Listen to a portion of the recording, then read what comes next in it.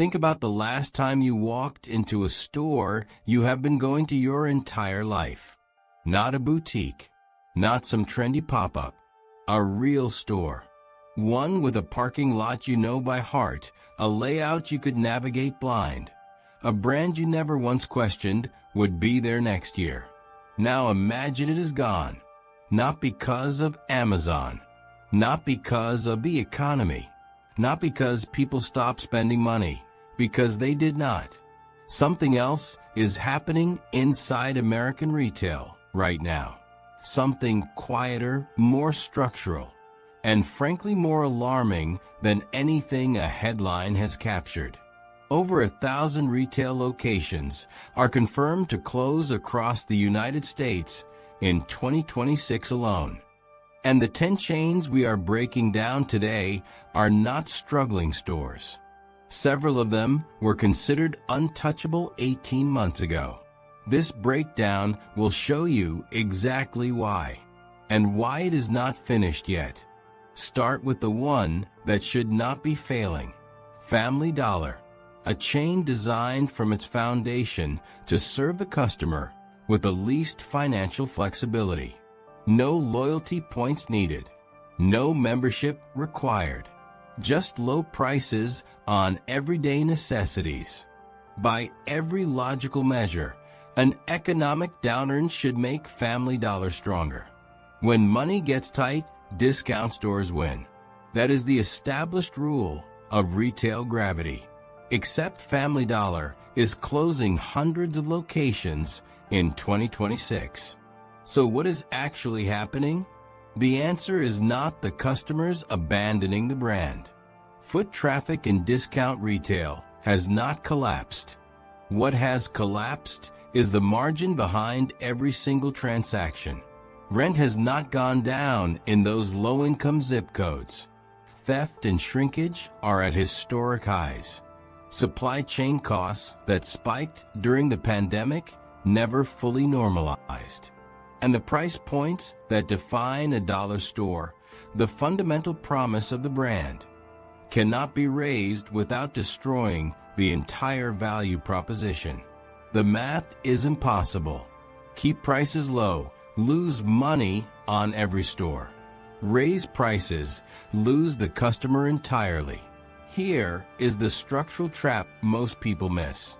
The communities Family Dollar was built to serve are often in areas where real estate turnover is slow, operating costs are high, and there is no wealthier demographic to cross-subsidize the model. The stores that should be recession-proof are, in fact, recession-fragile. And that fragility is now showing up on the closure list. There has always been a golden rule in American retail. Luxury is bulletproof. When the economy contracts, conventional wisdom says the wealthy do not feel it. They keep buying. They keep spending. Premium brands weather every recession because their customer base does not have to make trade-offs. This rule has held for decades. Investors relied on it. Analysts cited it. Retail strategists built entire business models around it. That rule is no longer holding in 2026. Foot Locker, which operates in the aspirational and premium athletic space, is pulling back significantly. Macy's, a nameplate synonymous with American middle-class aspiration for over a century, is closing dozens of full-line stores and accelerating its retreat from traditional malls. Even luxury-adjacent retailers are reducing their physical footprints, citing a customer who has fundamentally changed how they shop at the high end. So what changed? The pandemic created an artificial luxury boom. Stimulus, pent-up demand, and a cultural explosion of lifestyle spending pushed premium retail into record territory between 2020 and 2022. Brands expanded, leases were signed, inventory was scaled. Then that cycle ended. Affluent shoppers did not disappear, but they became selective in ways they were not before. They shifted to experience over product. They moved to curated digital channels. They stopped showing up to the department store. If a luxury buffer is eroding, what is happening to the retailers already operating with zero margin for error? Consider what it actually means to raise a child in America right now. Bye Bye Baby is on the closure list, a store that parents visited during some of the most emotionally loaded moments of their lives. The first stroller, the first car seat, the frantic search for the right formula during a shortage. It was not just a baby store.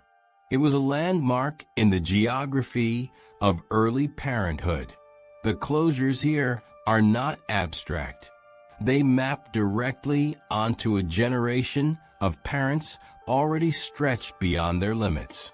The cost of raising a child to age 18 in America has crossed $300,000 in most metropolitan areas. That number has climbed every consecutive year since 2019. What has changed is not that parents stop caring.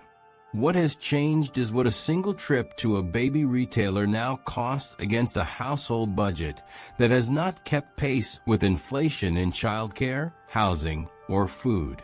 Parents are not leaving these stores because they want to. They are leaving because the math of modern parenthood no longer allows for full-price discretionary spending on physical retail. The store does not vanish because the need disappeared. It vanishes because the family absorbing that need is financially exhausted. That is the most painful version of this story, playing out not in one store, but across entire categories of retail built around the assumption of American family stability. If this breakdown has been useful so far, a like helps more people find it. Everything covered so far involves categories where people have choices. Luxury is discretionary. Baby gear has substitutes. Dollar stores have competitors. The next entries are different. They involve things Americans genuinely cannot opt out of. Rite, Walgreens. Both are deep into multi-year closure programs that are not slowing down in 2026. This is not a story about people choosing Amazon over a pharmacy. You cannot get a pharmacist consultation on Amazon. You cannot pick up a same-day emergency prescription through an app when the infrastructure behind that app is the very store closing in your neighborhood. Pharmacy deserts are a documented public health crisis. When a Walgreens closes in a rural county or a low-income urban neighborhood, the next nearest pharmacy is often 11 to 20 miles away. For elderly residents without reliable transportation, that distance is not an inconvenience. It is a medical barrier. What broke the pharmacy model is a structural collapse in reimbursement rates. The insurance and pharmacy benefit manager system governing what pharmacies get paid per prescription has been squeezing margins for years. In 2026, dozens of locations are simply no longer viable as standalone businesses. The revenue from filled prescriptions does not cover the cost of real estate, staff, or regulatory compliance. The pillar most Americans assumed was permanent, always open, always accessible, is being quietly dismantled. And the communities with the fewest alternatives are absorbing the worst of it. Picture a Saturday afternoon in the mid-1990s. A family loads into the car and heads to the mall. Not for anything specific, just to go, to walk through Sears, to let the kids wander through the store, to end the afternoon at the food court. The anchor stores are all lit up.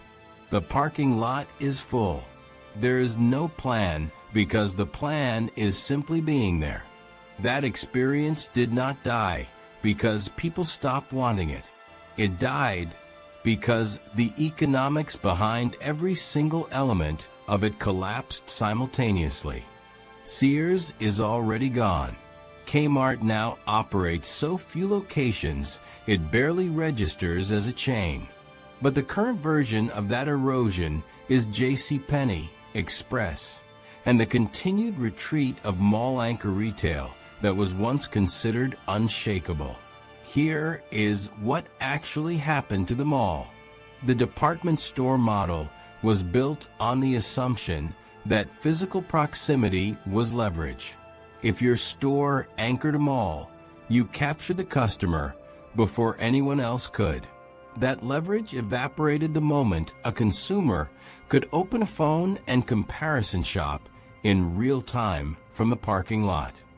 The mall's gravitational pull, built over 50 years, was nullified inside of a decade. What replaced it is not better. It is just different, faster, more fragmented, less communal. You do not browse anymore. You search. You do not discover in an aisle. You filter through an algorithm. And when the recommendation is wrong, there is no sales associate to course correct it. The nostalgia is not for the store. It is for the version of commerce that assumed a shared physical space was worth something. That assumption is now being priced out of existence, one closure announcement at a time. Here is what all 10 of these closures have in common. They are not random. They are not isolated failures of individual brands or bad management decisions. They are signals. Every chapter in this breakdown, the discount trap, the luxury retreat, the exhausted parent, the pharmacy desert, the vanishing mall, points back to a single convergence happening in 2026. The cost structure of physical retail has permanently separated from the spending capacity of the average American household. That gap widened during the pandemic, was temporarily papered over by stimulus and excess savings, and is now reasserting itself with full force. The stores closing are not closing because they failed. Many of them ran competently for decades. They are closing because the foundational assumptions beneath them, that Americans would have more disposable income every year, that real estate would stay accessible, that communities would remain stable enough to anchor a retail location. Those assumptions have quietly expired. What this means for 2026 and beyond is not simply fewer stores.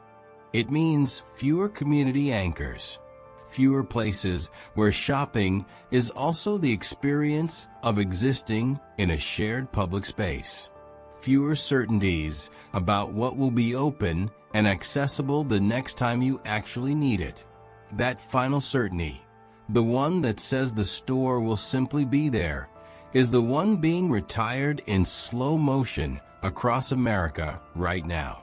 Which one on this list surprised you the most? Let me know in the comments. It is genuinely interesting to see which closures people did not see coming. And if you want to understand what replaces all of this, that breakdown is coming next.